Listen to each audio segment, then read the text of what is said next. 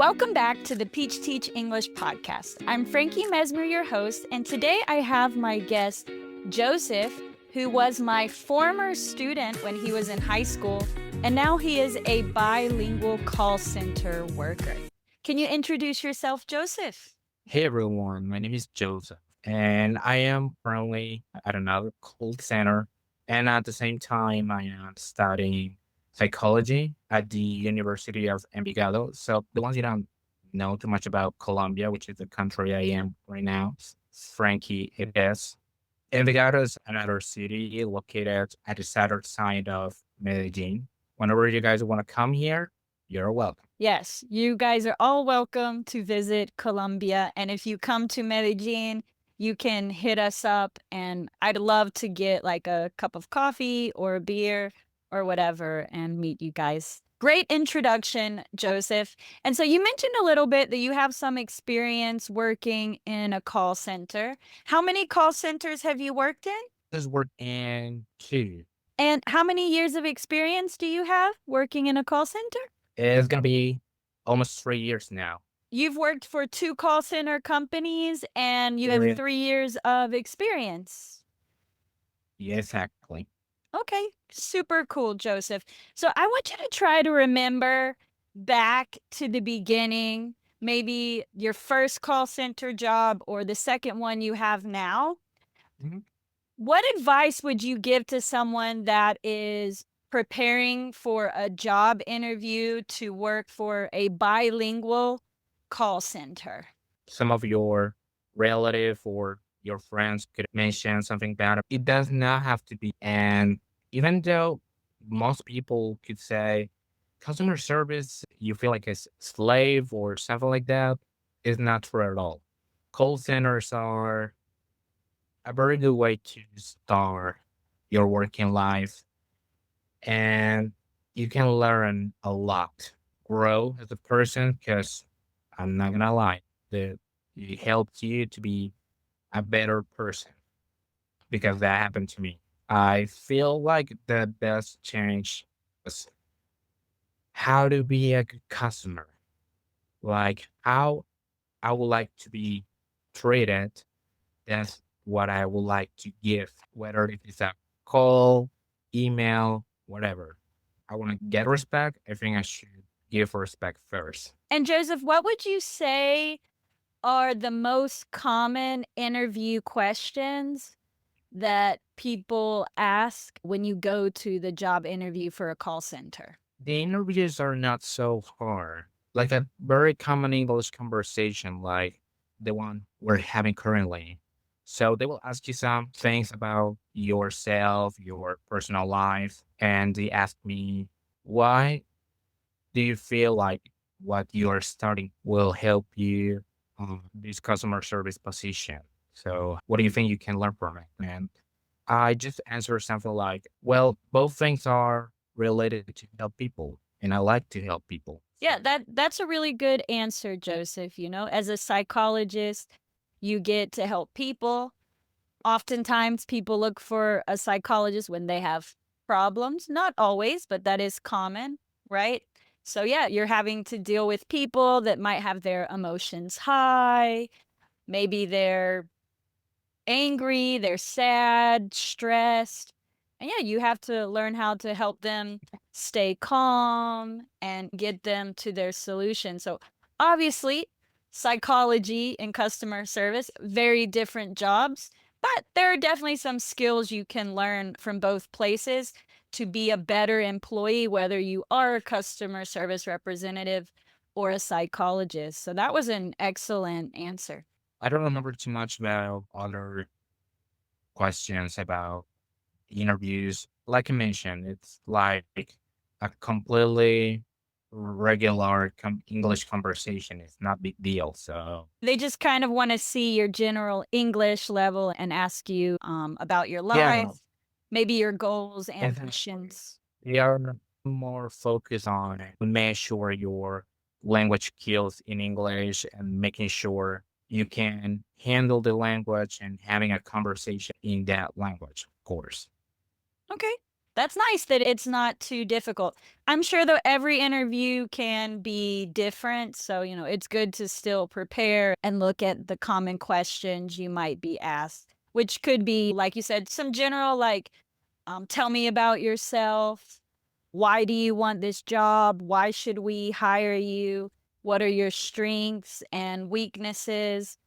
How long do you plan to stay here? Like it's good to have a strong answer for all of those types of questions just in case. But what's also important, Joseph, and you can tell me, they give you the job, but then you have to go through the training, right? They're going to make sure you have the Yeah. English skills you need to handle clients or customers, and obviously not just good enough English, but it also needs to be professional and polite because it's customer service, right? So could you explain to us what was the training like and how did you feel during the training process? And there are two sides of the training here. So the first one will be based on how to be polite as a professional on the customer service area. They give you some advices on how to show yourself respectful to the other people and how important it is to show yourself respectful during the interactions. The first thing completely important is to greet the customer. My greeting is usually like, "Hi, good morning. Welcome to customer service. My name is Joseph. Who do I have the pleasure to speak with today?" Then the person tells me his name is, I don't know, John Smith, just to make an example. So I say, "Oh, hi, Mr. Smith. How are you today?" That will make the call completely different as customer service interactions. At the beginning, I hardly ever just focus on how the customer is feeling right now. During the interaction, I just focus on, will you please tell me your phone number, your email, whatever I needed to pull up the account. But it's really, real important. I want to add something here for our listeners. Report, I would say a business English term used in a lot of professional settings. Report. Basically, it's referring to the relationship you have with people, and it could be good report or bad report. But obviously, you want to keep good rapport with your clients, your friends. Basically, that means that you have good trust. It's friendly. You can be open about your problems. And also, it's like being positive and giving feedback. And you want to help each other really solve their problems and get better. That's like good report. And then bad report would be all the opposite. You don't have a Everything else. good relationship. You feel stressed when you need to talk to that person. You don't think you're really going to get your problem solved. So, yeah, whatever business you work in, you need to maintain good report. In Exactly. customer service, you have to keep good rapport with that customer you're on the phone with. They show us all recording in which basically the person, well, the representative just started the call saying, "How can I help?" Just like that. "How can I help you?" No, "Good morning." No, "Good afternoon." Just, "How can I help you?" And we all agree that was not the best way to start the interaction. In customer service, it's really important to show that you are happy to help out the customers and always to provide the can do attitude. Like, I can and I will help you out definitely, no matter what. No matter how I'm feeling, I am here to help you. I Exactly. understand how you're feeling, but I am here to help.